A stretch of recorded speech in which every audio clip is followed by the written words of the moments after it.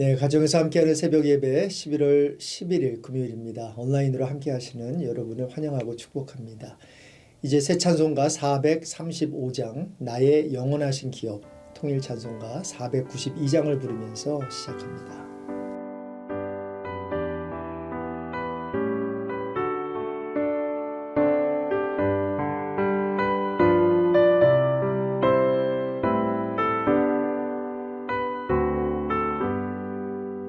나의 영원하신 기업 생명보다 귀하다. 나의 갈 길 다가도록 나와 동행하소서. 주께로 가까이 주께로 가오리. 나의 갈 길 다가도록 나와 동행하소서. 세상 복 위한 일함과 모든 병에 버리고 험한 길을 가는 동안 나와 동행하소서. 주께로 가까이 주께로 가오니 나의 갈 길 다가도록 나와 동행하소서.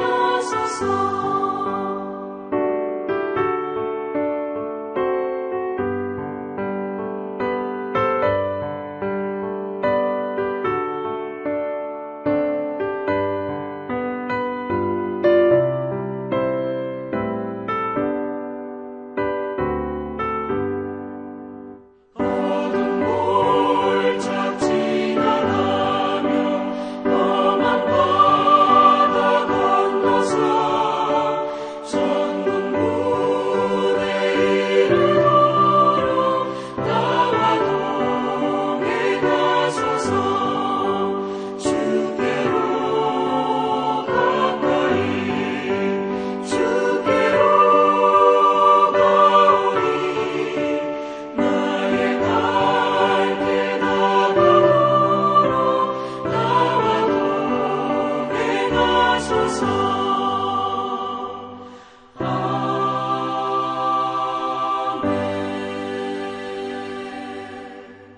네, 이제 함께 기도하겠습니다.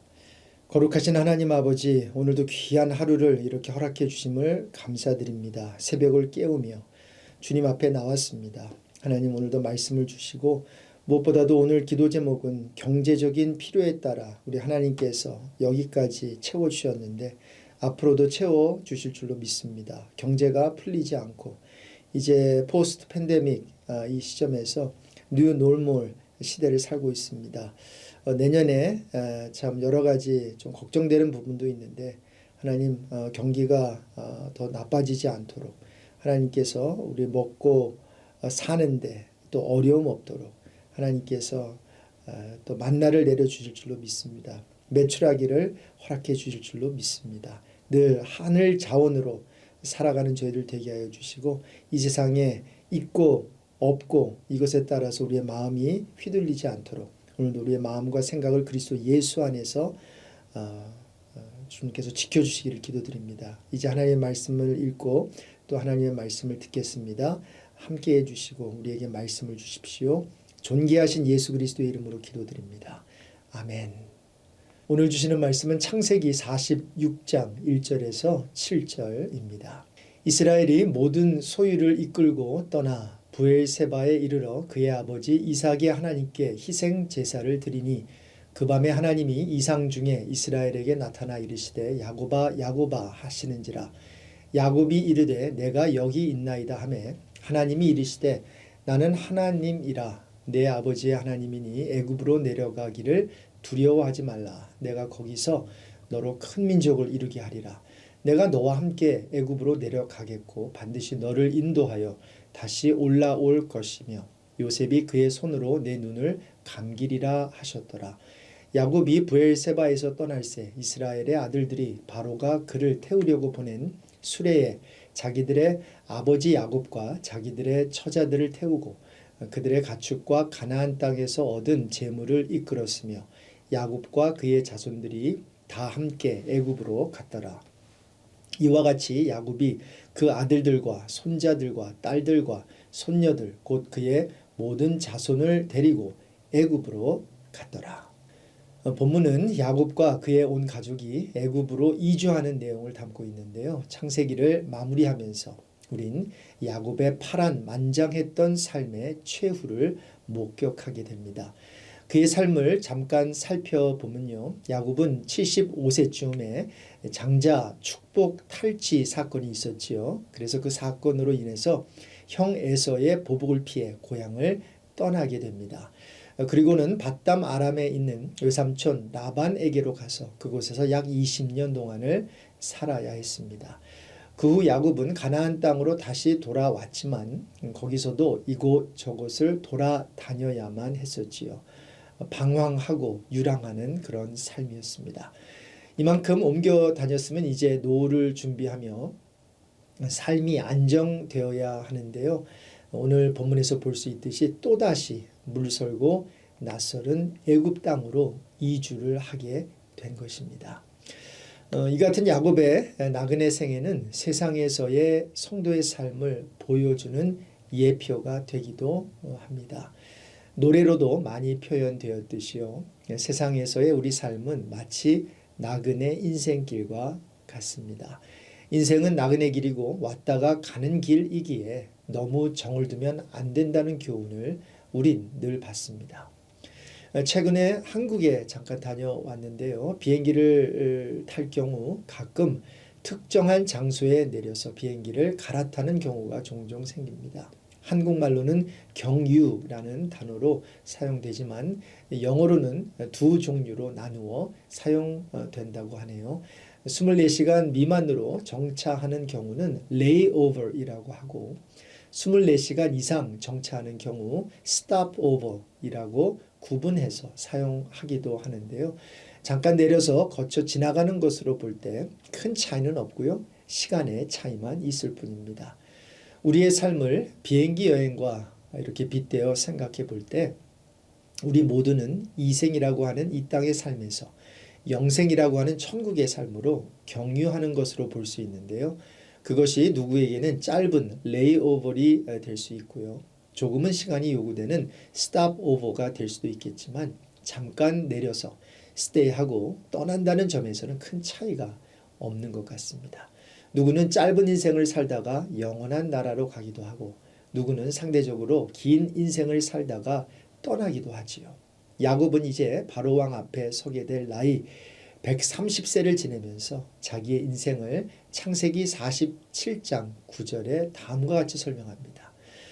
내 나그네 길의 세월이 130년이니이다. 내 나이가 얼마 못되니 우리 조상의 나그네 길의 연조에 미치지 못하나 험악한 세월을 보내었나이다.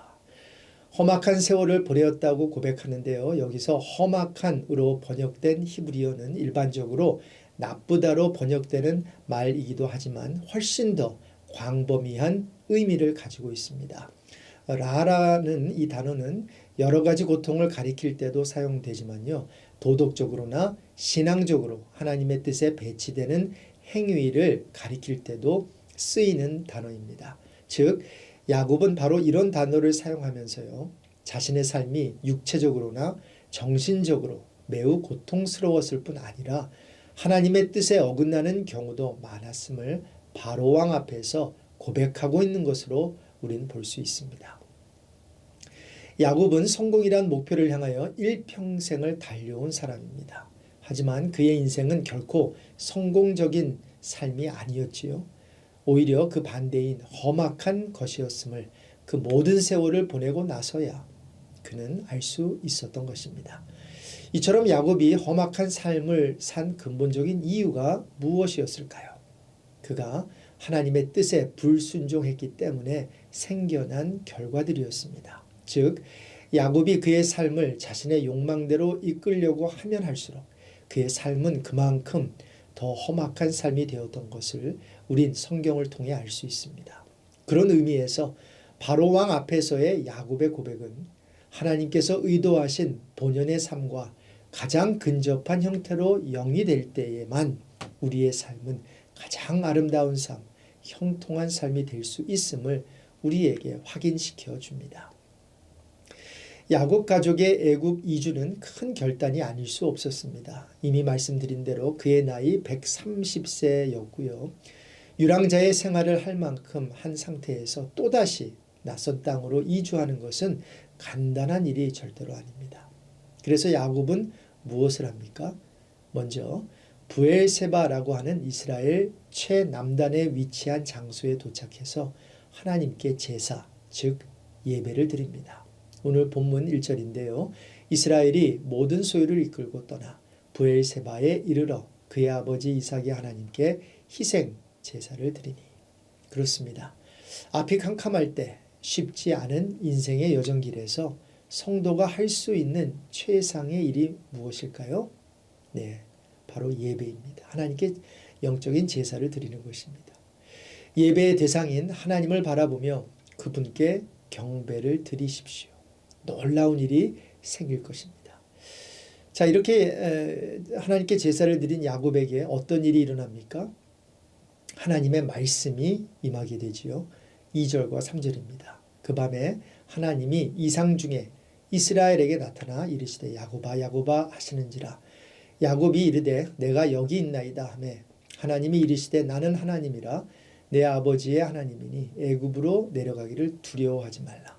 내가 거기서 너로 큰 민족을 이루게 하리라. 하나님의 말씀이 임할 때 이렇게 주로 다음 두 가지를 주십니다. 먼저 평강을 주십니다. 하나님은 야곱에게 애굽으로 내려가길 두려워하지 말라고 하십니다. 왜 이런 말씀을 주셨을까요? 네, 야곱에게 두려움이 있었던 것을 하나님은 아신 것이죠. 말씀이 임할 때 이렇게 평강을 주시고 다음으로 약속, 프로미스를 주십니다. 내가 거기서 너로 큰 민족을 이루게 하리라. 어디서요? 약속의 땅 가나안이 아니라 이방인의 나라 애굽에서요. 네, 그렇습니다. 하나님의 약속 성취는 장소를 가리지 않습니다. 상황을 가리지 않아요. 하나님이 약속하신 것은 장소가 어디이든 상황이 어떠하든 하나님의 약속이기에 반드시 이루어집니다. 상황이 아무리 어렵고 아무리 이방인의 나라 애굽이라 할지라도 말이죠. 그런데 여러분, 이렇게 평강을 주시고 약속만 주시면 무슨 소용이 있을까요? 막상 낯설은 땅으로 가야 하는 사람은 야곱인데 말이죠.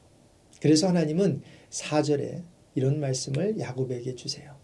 내가 너와 함께 애굽으로 내려가겠고 반드시 너를 인도하여 다시 올라올 것이며 요셉이 그의 손으로 내 눈을 감기리라 하셨더라. 무슨 말입니까? 하나님은 야곱과 동행하실 것을 약속하십니다. 여러분, 약속 중에서 가장 귀한 약속은 동행, 즉 함께함입니다. 그래서 하나님의 이름 중 임마누엘, God with us, 우리와 함께 하시는 하나님. 이 사실이 우리에게는 가장 큰 위로가 되는 것 아니겠습니까? 사랑하는 성도 여러분, 어떤 환경에 처해 있으신지요? 어떤 낯설은 장소 또는 힘든 일을 하고 계신지요? 오늘 아침에 하나님은 말씀하십니다. Do not be afraid. 두려워하지 말아라. I will be with you. 내가 너와 함께 한다. 오늘 하루도 이 말씀을 붙들고 우리 각자의 낯설은 애굽에서 승리하는 하루가 되었으면 좋겠습니다. 주 안에서 승리하시길 주님의 이름으로 축원합니다. 하나님 아버지, 오늘도 이 동영상을 통해서 하나님의 말씀을 접하게 하시고 또 새벽을 깨우는 은혜 주셔서 감사를 드립니다. 참 나이 많은 야곱이 또다시 움직여야 하는 그 불편함, 또 그 낯설음. 그러나 하나님이 말씀하셨기 때문에 애굽으로 향하는 야곱의 뒷모습을 우리는 보게 됩니다.